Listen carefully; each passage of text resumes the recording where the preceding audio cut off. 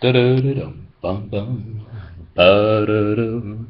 I'm dreaming of a white Christmas, just like the ones I used to know, where those treetops glisten and children listen to hear sleigh bells in the snow. All right, so you better get that graph paper printed off. Go to the resources section of My Big Campus. I think that it would be better if you printed off the Word document rather than the PDF. The Word document has 8 graphs per page, where the PDF only has 4. So I guess it's how many graphs you want on a page. Sorry for cutting off Thanksgiving with a little bit of a Christmas song. Don't know why that just hit me, but it did. So I still appreciate Thanksgiving. I like my Thanksgiving. And then we get into the Christmas season songs and all that good stuff. But anyway, we would like to graph. Now, you know what would be really smart is, I'll just graph it normal. We are going to take the values of the cosine function and take a look at those. Now, we can either write something like y equals cosine x, or we could write something like cosine theta, or we could write y equals cosine x. Now, it does not matter to me. We're talking about an independent variable and a dependent variable. Okay? Basically, what we are going to be doing is looking at all of the cosine values as one variable and all of the angle measurements as the other variable. The angle measurements obviously would be your independent value, and the cosines would be the dependent variable. Now keep this in mind. By doing this, I'm just taking a look at angle measurements and x values. Angle measurements, x values. Kids get all confused because they see y and cosine, and they're like, well, wait a second, Mr. Staley. You told me that cosine was the x value and sine was the y value. So why are you writing y equals cosine x? We are looking at it as a function. Just basically like something like y equals x squared. So we're going to think about the unit circle. Okay? And start asking ourselves questions like, well, what is the x value? What's the cosine when you're out here at 0? And that x value is 0, right? No. It's a 1. So at the location 0, I go up to 1 and I plot my first point. And as I move this way up the circle, like to 45 degrees, and then eventually to 90 degrees at the top of the circle, or pi over 2, right? Pi over 2 at the top of the circle, same thing as pi over 2 here. My x value has become 0, right? It went from 1, and as we went upwards like this, the x values kept getting smaller and smaller until I finally have an x value at 0. Don't get it confused with the y values. Just because on the circle I'm moving up on the circle, I'm still talking about the x values, which we know are getting closer and closer to a 0 for x. Now, what happens when you go past that and you continue on this way around the circle is that you get closer and closer to an x value over here at pi of -1. So at pi, we're at -1. And then as I move around the circle and come towards the bottom, the x values get bigger and bigger and bigger and bigger and bigger until I get to 3 pi over 2, which has an x value, right, of back to 0 again, right? Remember, don't get confused with y values when I'm talking about x values. And that y, so that x value is back to 0. And then, of course, we get all the way to 2 pi, which is back around to the other part of the circle. So as I continue to move towards 2 pi, the x's are getting bigger and bigger and bigger and bigger and bigger until I get all the way to here where I have an x value of 1 again. So at 2 pi, I have an x value of 1. Now, you'll notice that what I have found, and if I would graph a lot more points, you would see this wave appear. This is one cycle or one period of the cosine function. Now, what is that one cycle? How long did it take us before we started to repeat the pattern again? It took us 2 pi units to repeat the pattern.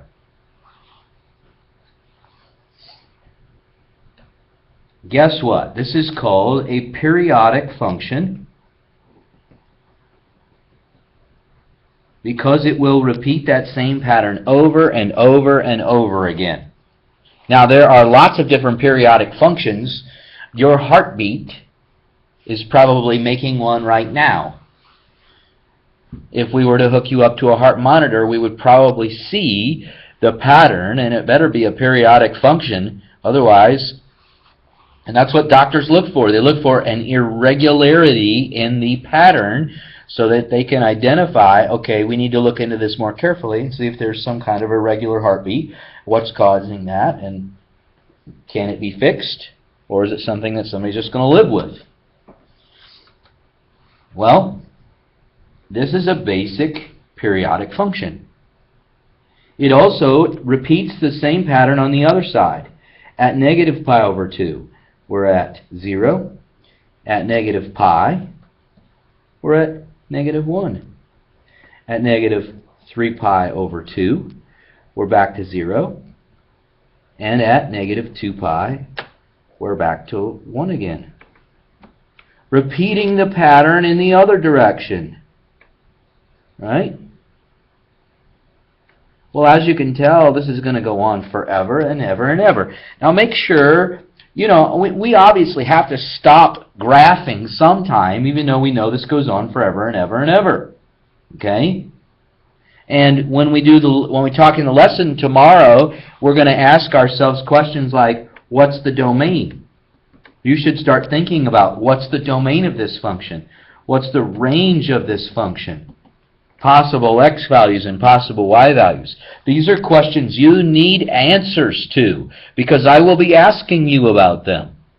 So make sure in class, if you don't get that question answered, you find out what's the domain of this function, or you think through it. Now I want you to notice something right here when I was drawing my graph. I bent it back around to come down. Sometimes I get children that draw them and they just keep going up into the universe. That isn't possible. The largest x value on the circle, we found out the largest x value right here was a 1. You can't get a bigger x value anywhere on the circle. That is a basic cosine function. You also need to know if this is an even function or an odd function or neither. That is another question you need to find out about. Look at the picture, and if you remember our discussion about even, odd, or neither, you'll be able to answer that question.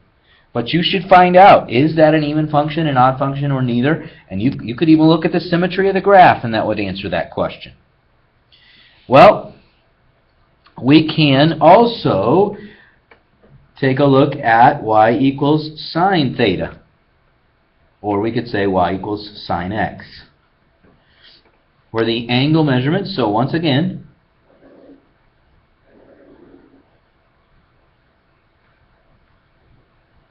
we got 2 pi, and we've got 3 pi over 2, and pi, and pi over 2.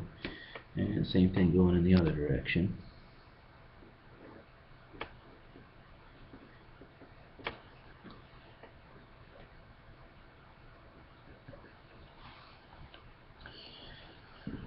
Now we're looking at y values. So start back at 0.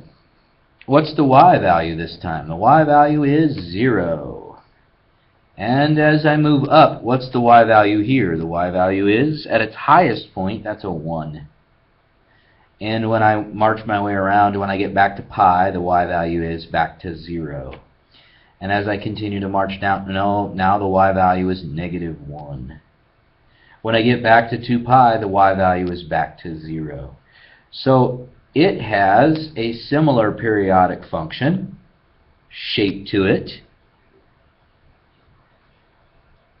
and it's repeating this pattern. And if I went the other direction, I would find that I was repeating the pattern this way as well, forever and ever and ever. Now, if I did ask you to graph from negative 2 pi, if I asked you to graph from negative 2 pi all the way to 2 pi, what would that cause your graph to do? It would end right here and right here. Same thing's true up here on this cosine function. If I said you can only graph this from negative 2 pi to positive 2 pi, it would end right there.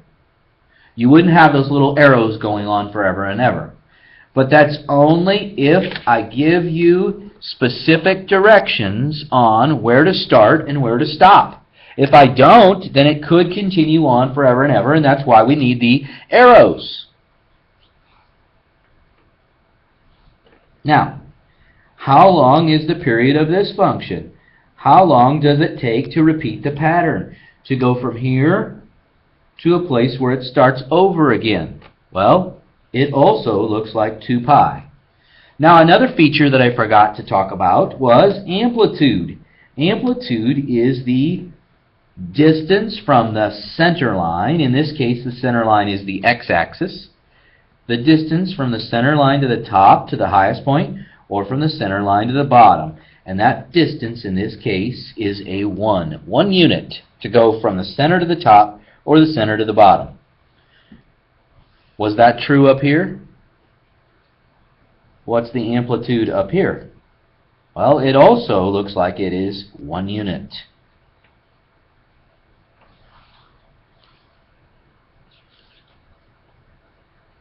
So, very similar looking shapes. Now, I really want you to be able to graph cosine and sine waves rather quickly. When you think about graphing a cosine wave, start by graphing the highest point. That's point number 1. The place where it repeats the pattern, that's point number 2. Right? In this case, for a regular cosine function, it'd be 2 pi. Halfway in between, we are not at the top, we are not at the center line. This would be called the center line. We are actually at the lowest point.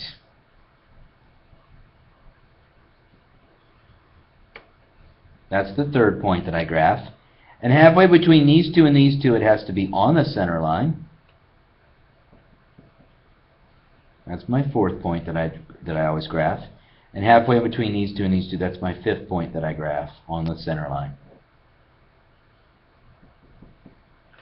And then I can draw my function.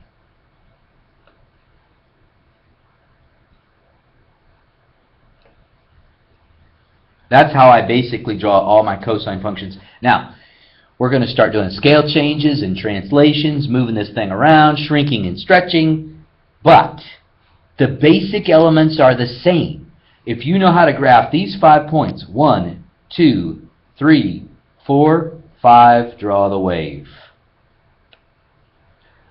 And then in terms of the sine function, how do I graph those quickly? Well, I always start with the point that's on the center line. That's my first point.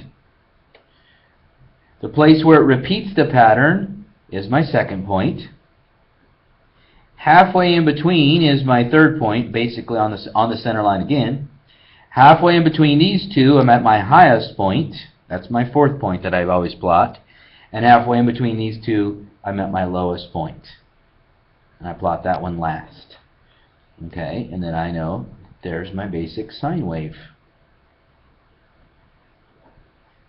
So 1, 2, 3, 4, 5.